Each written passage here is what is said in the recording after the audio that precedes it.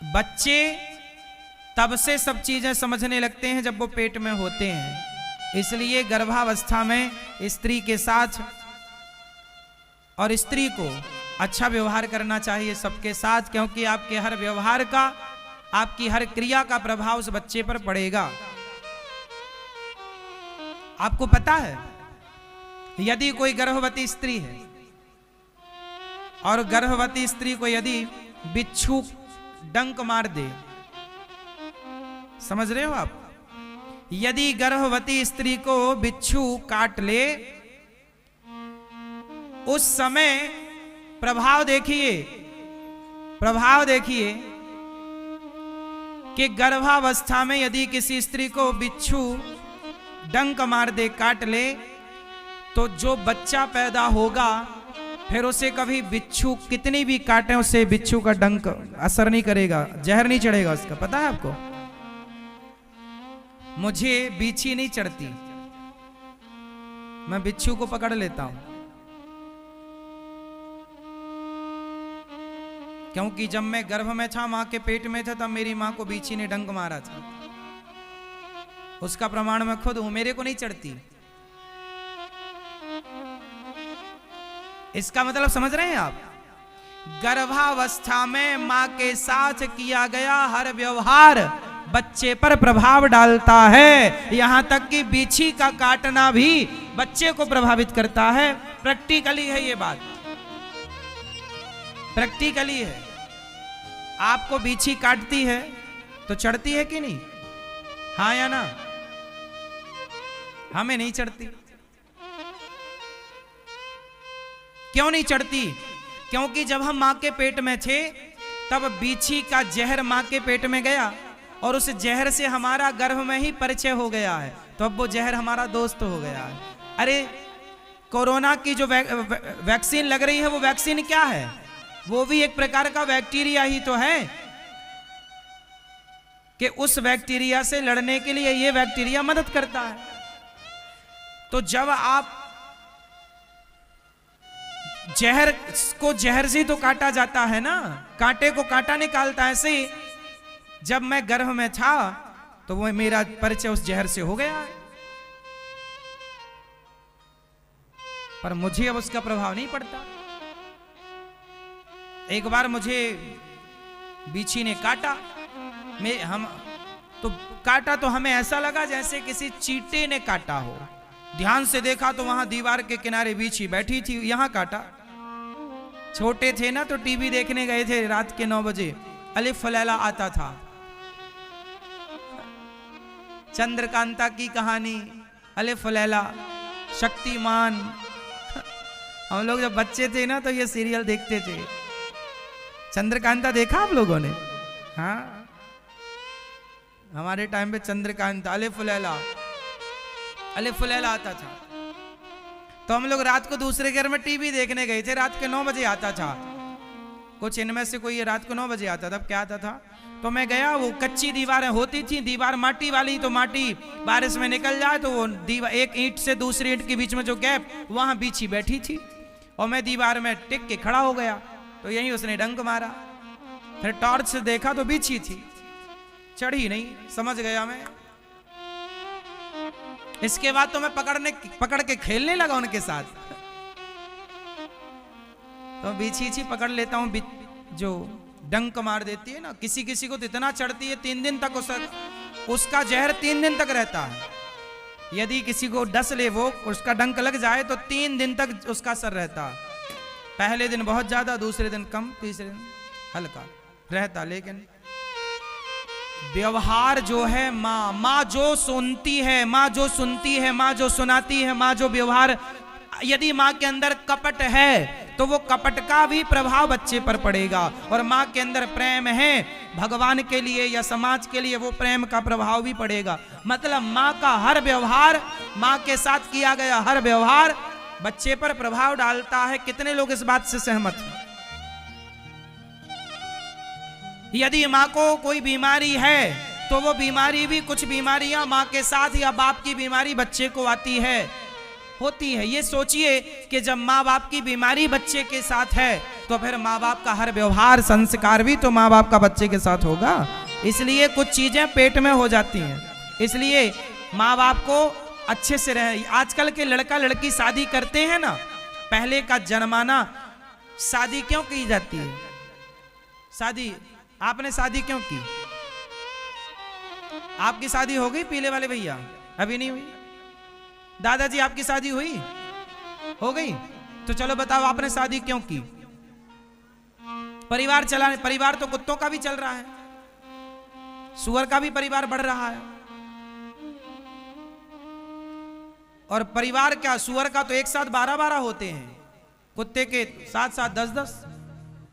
परिवार चलाना ये सही उत्तर नहीं है। शादी क्यों की जाती है? परिवार चलाने के लिए। परिवार तो होएगा ही, अब कहां जाएगा? हमने विवाह क्यों किया? विवाह का जो मूल उद्देश्य था आज लोग भूल गए हैं। आज जो इन्होंने उत्तर दिया वो उत्तर सबका है। महाराज जी परिवार चलाने के लिए, परिवार बढ़ाने के लिए, वंश बढ़ाने के लिए शादी की ना। उत्तर गलत है। उत्तर सही क्या है? पहले के लोग विवाह क्यों करते थे? विवाह इसलिए करते थे क्योंकि विवाह के बिना पुरुष को यज्ञ का अधिकार नहीं होता। विवाह के बिना पुरुष को यज्ञ का अधिकार, विवाह के बिना स्त्री को यज्ञ का अधिकार नहीं होता, स्त्री को भी और पुरुष को भी। इसलिए भगवान राम ने जब माता सीता वनवास में थी तो गुरु वशिष्ठ जी ने कहा कि अब आप यज्ञ नहीं कर सकते, आपको यज्ञ का अधिकार नहीं, क्योंकि आपके साथ आपकी पत्नी नहीं है। तो क्या करें? बोले सोने की सीता बनाओ। तब सोने की सीता बनाई गई और माता सीता को राम जी के बगल में बिठाया गया। तब राम जी यज्ञ करने के अधिकारी हुए। तो शादी क्यों की जाती है? विवाह का उद्देश्य क्या है? मेरी पत्नी मेरे भगवत प्राप्ति में सहयोगी है। उद्देश्य है ईश्वर की प्राप्ति में सहयोगी, ना कि बच्चे बच्चे तो हो ही जाएंगे। दूसरा कारण, विवाह इसलिए पहला तो आपको अधिकार मिला यज्ञ करने का। भाई आप यज्ञ के अधिकारी कब बने? जब आपका विवाह हुआ, गृहस्थ आश्रम में है तो आप यज्ञ के अधिकारी हैं। यदि आप गृहस्थ में नहीं है तो आप यज्ञ के अधिकारी बिल्कुल नहीं है। कुछ विधान ऐसे होते हैं यज्ञ में जो पत्नी के बिना संपन्न नहीं होते। कुछ पूजाएं ऐसी होती हैं जो पत्नी के बिना पूरी ना हो ही नहीं सकती। तो पत्नी का होना आवश्यक है, इसलिए पत्नी हमें अधिकारी बनाती है, पहला। दूसरा, पति और पत्नी यदि सात्विक हैं, अच्छे विचारधारा के, अच्छे भाव के हैं, तो आप दोनों के संबंध से समाज का कल्याण करने के लिए, समाज का, जोर से, समाज का कल्याण करने के लिए एकाध बढ़िया संतान मिल जाएगी, ताकि आपकी संतान से समाज का उत्थान होगा। पहले का उद्देश्य ये था कि हम बच्चा इसलिए पैदा करेंगे कि वो समाज का कल्याण करेगा। आजकल तो बस पैदा करना है, अब वो समाज का क्या कल्याण करेगा? आजकल तो माँ बाप का ही कल्याण नहीं कर पा रहे हैं बच्चे, समाज का तो छोड़ दो। आज की औलादें तो माँ बाप का ही कल्याण नहीं कर पा रहे हैं, माँ बाप को ही घर से निकाल देते हैं, हाँ या ना? तो ये समाज का क्या कल्याण करेंगे? ये तो माँ बाप को 2 वक्त की रोटी नहीं दे पाए। यदि दे पाते तो वृद्धाश्रम क्यों बनाना पड़ता?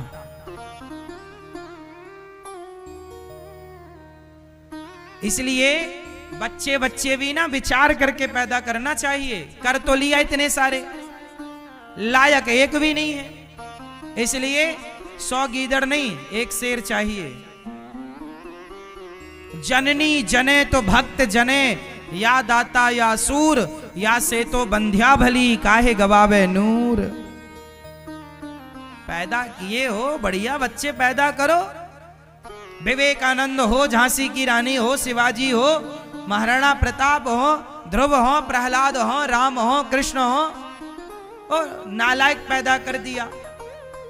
जो तुम्हें तुम्हारी तरफ आंख दिखाता है, ए चुप रहना माँ, लो माँ को आंख दिखाए, बाप को आंख दिखाए, ऐसी औलाद से अच्छा था कि तुम बिना औलाद के होते।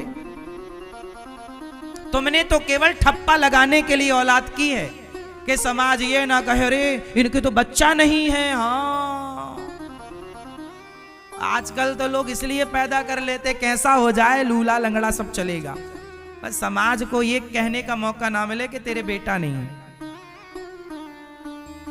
क्योंकि समाज ये कहती है अरे बहू के 4 साल हो गए शादी के, बेटा नहीं है।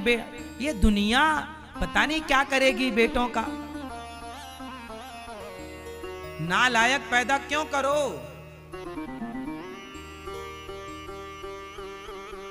क्यों करो? लायक करो ना एक ऐसा जो मेरा पेट भरे ना। मेरा पेट तू क्या भरेगा?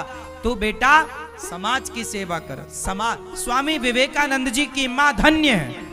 अरे धन्य तो तुलसीदास जी की मां है, धन्य तो सूरदास जी की कबीरदास जी की मां धन्य है। तुम्हारी मां कैसे धन्य है? तुमने क्या किया समाज के लिए? क्या ऐसा किया कि तुम्हारी मां को धन्य माना जाए? क्या गुण है तुम में? तुमने तो केवल अपना खाया पिया, बच्चे पैदा किए, हाँ जनसंख्या और बढ़ा दी। खाया पिया, अरे खाया पिया बच्चे तो ये तो कुत्ता कर रहे हैं, सुअर कर रहे हैं। खाना पीना कौन नहीं जानता? चिड़िया जानती है। बच्चा पैदा करना चिड़िया भी जानती है। सवाल आपसे है कि आपने ऐसा कौन सा काम किया जिससे यह कहा जाए कि आपकी जननी धन्य है? क्या गुण है आप में ऐसा? किस गुण से यह कहा जाएगा कि आपकी मां धन्य है? आप तो हैं, कमाते हो, खाते हो, कमाया 3 काम करते हो आप लोग, खाना, सोना और बच्चे पैदा करना। चौथा काम हो तो बताओ। कमाया, खाया, बस बच्चे पैदा किए।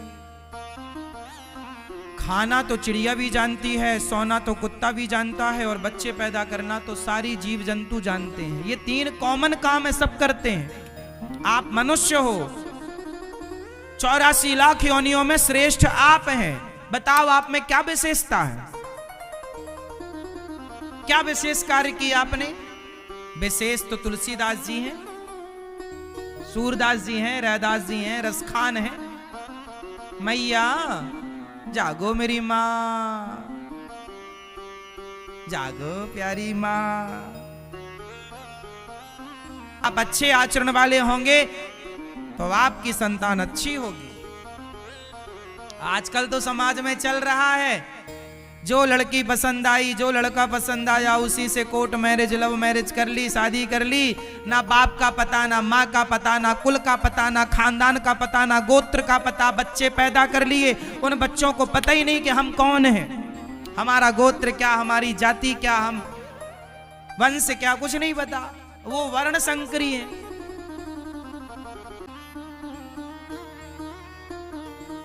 तो जननी जने तो, जोर से, जननी जने तो भक्त जने, या दाता या सूर वीर, या से तो बंध्या भली, बंध्या मतलब बांझ, या से तो बंध्या भली। काहे गवाबे नूर, क्यों इतना दर्द सहा तुमने?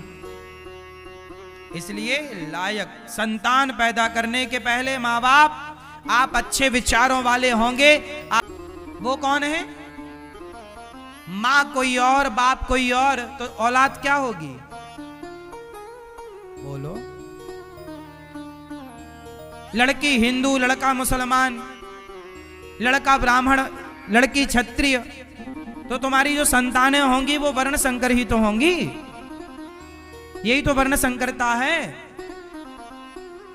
यही औलादें तो आगे चल के समाज को हानिकारक होती हैं। इसी का परिणाम भोग तो रहे हो।